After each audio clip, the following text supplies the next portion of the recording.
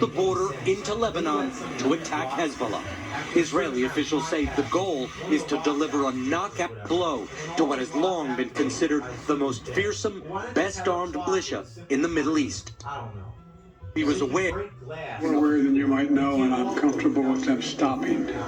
We should have a ceasefire now. A U.S. official tells NBC News Israel informed the United States ahead of time, describing the operations as brief, days, not weeks, with a limited geographic reach. Now what I really hate is this darkness thing. You can't see around any of the walls.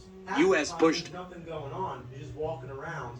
And he walks like there's something that over time, the mission could expand. Hezbollah claims to have 100,000 fighters. Independent analysts, however, estimate the real number is about half of that. Still, a sizable, dedicated force fighting on its home turf.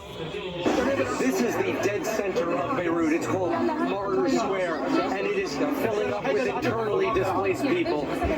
People here have come from southern Beirut. They've come from southern Lebanon, areas that are under attack by Israel, and they are sleeping outside because they don't know what's coming. They don't know if there's going to be an Israeli invasion of Lebanon, perhaps tonight, imminently, or even in the next several hours.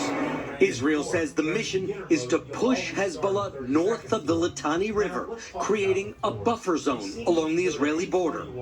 Hezbollah says it's ready for a long.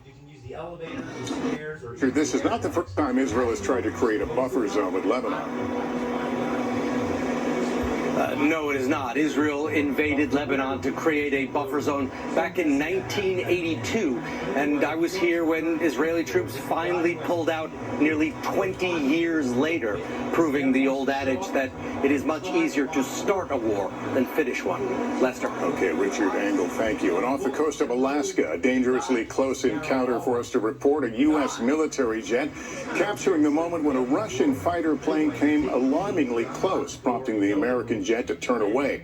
It happened in international airspace. A U.S. commander said it was unsafe, unprofessional, and endangered all.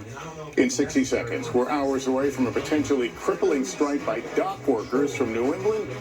The goods you use that could be affected.